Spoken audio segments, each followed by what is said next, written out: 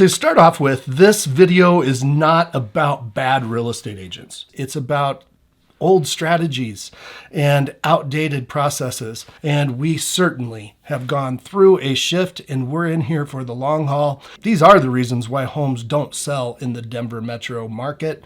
Reason number one, price reductions right now are being used as a reaction, not a strategy. At some point when you're dropping price, buyers stop thinking opportunity and they start thinking, what the heck died in there, man? It's all about, let's drop the price. Let's wait.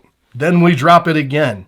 We're banging the price over people's head and hoping that they're going to listen. That's not a strategy. That is flinching.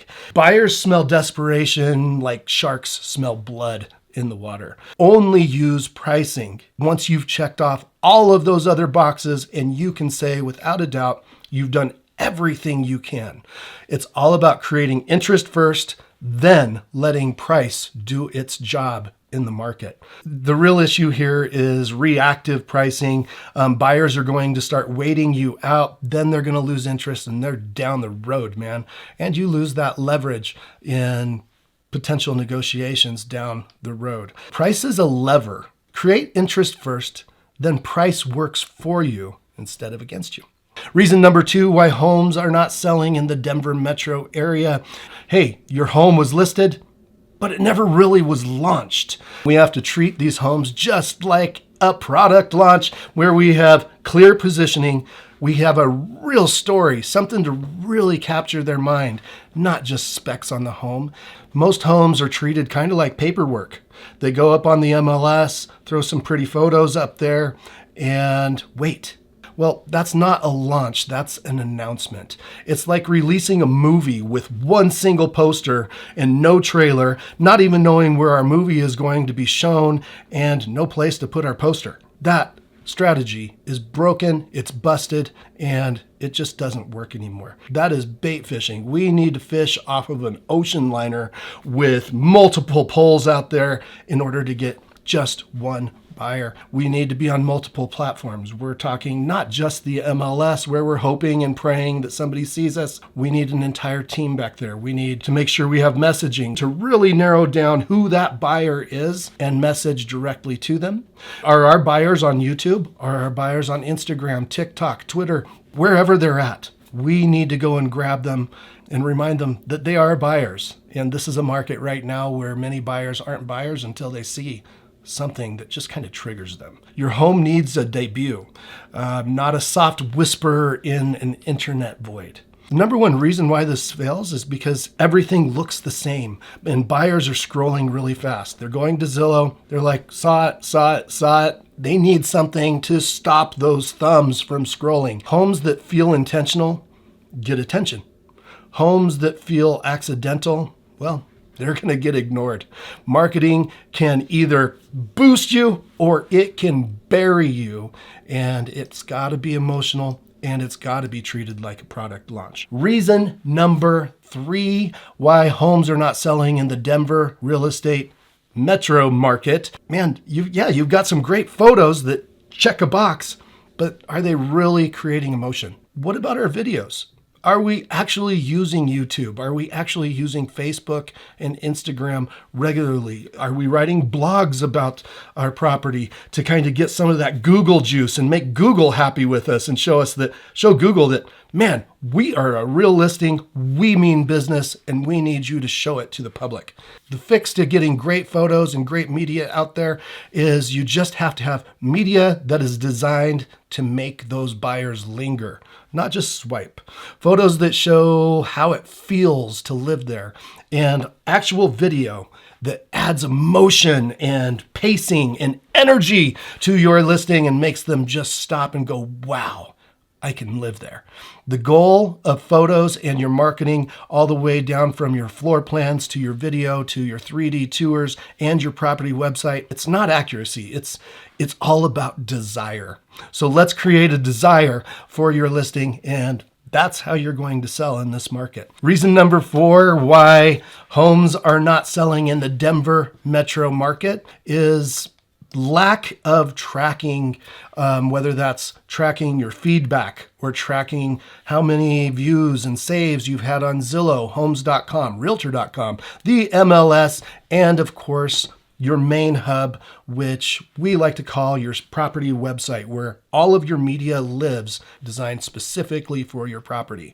We're tracking everything. We're tracking where they come from, what time of day those views and traffic came from, how many likes we had, and hey, are we gaining in traffic? Are we losing in traffic?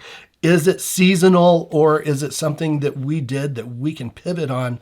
And man, if you're getting a lot of traffic, hey, let's exploit that. If we're not tracking our data, we're making the same mistakes week after week, day after day, and those listings are getting stale and stigmatized. And silence feels like failure, man. And without data, man, the world is silent. You don't need more showings. You need better data, and the showings will come. Reason number 5 why homes are not selling in the Denver metro area is that listing really answering buyer questions. I heard one person actually describe it as, man, this description sounds like it was written by a very tired human. We all know that that's not the case. All of us real estate agents, we're out there working hard. Oftentimes, yes, we are using AI out there, and oftentimes that AI will have feature lists on there that anyone could copy. We're talking 4 bedrooms, 3 baths, open concept. Wow, riveting. That description could apply to 60% of Denver homes, right? You know, buyers aren't confused. They know what they want. But when they're starting to see listing descriptions like that, unfortunately, they're just bored. You have got to have some sort of lifestyle in there. It's all about selling the lifestyle. After all, where we live is the most important place on the planet. You got to create a lifestyle so buyers can see themselves in the house and not memorize a bunch of statistics. If your description doesn't answer why this one is better than the one down the street, it is just filler and it's not doing any good. And the bonus reason why homes are not selling in the Denver metro market, and this is the big bonus, well, expectations were set in a totally different universe. Yes, we've heard it before. This would have sold easy in 2021. Yeah, so would a lawn chair with a bidding war. The market is gone. We had a funeral. We have moved on. The issue is that there's a mismatch between expectations and reality.